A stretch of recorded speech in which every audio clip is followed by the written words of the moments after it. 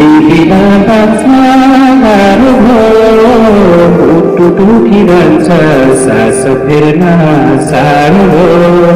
ईश्वरको पीडा यस्तै हुँदो रहेछ हजुर। कहिलेकाहीँ जिन्दगीमा केही मान्छेहरू यति नजिक भएर आउँछन् कि उनीहरू बिना जिन्दगी नै अधुरो लाग्छ। उनीहरू बिना जिन्दगी नै अधुरो लाग्छ। उनीहरूसँग बिताएका साना साना पलहरू पनि जिन्दगीको सबैभन्दा सुन्दर सम्झना बन्छ। तर समय सधैँ हाम्रो चाहना अनुसार कहाँ चल्छ र हजुर।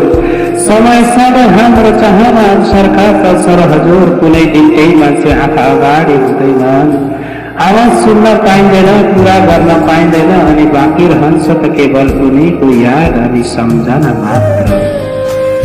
तिमी टाढा भएपछि थाहा भोकाली बिछोड भनेको केवल दूरी रहेनछ। बिछोड त हरेक दिन तिम्रो याद आउँदा मनभित्र चुपचाप टुक्रिनु रहेछ। यो मन टुक्रिँदाको पीडा अरूलाई के थाहा, मलाई मात्र थाहा छ।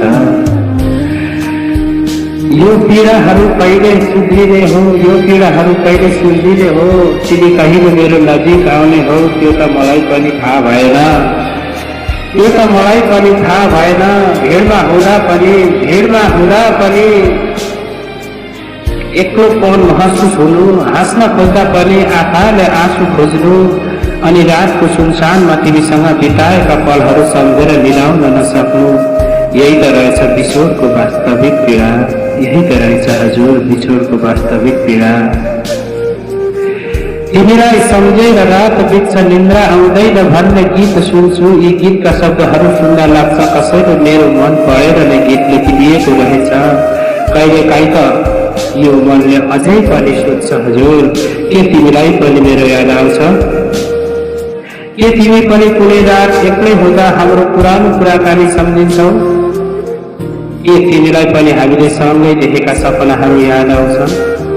तर यी प्रश्नहरूको उत्तर खोज्ने हिम्मत अब मसँग छैन। किनकि कहिलेका सत्य थाहा पाउनुभन्दा केही भ्रमहरूलाई मनभित्र जिउले राख्नु नै सजिलो हुँदो रहेछ। किनकि त्यो तिम्रो शङ्कालु स्वभावले गर्दा आज हामी यति टाढा हुनु परेको छ। त्यो शङ्कालाई टाढा राखेर अझै पनि आउन सक्छौ मेरो नजिक। सधैँ तिम्रो लागि बाटो खुल्ला रहनेछ। यो बाटो कहिले बन्द हुने छैन।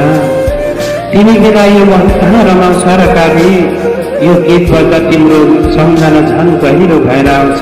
लाग्छ समयपछि फर्कियोस् अनि फेरि केही दिनहरू पुग्न पाइयोस् जहाँ तिमी थियौ अनि म थिएँ। हाम्रो संसारमा कसैको आवश्यकता थिएन, तर जिन्दगीले सिकायो।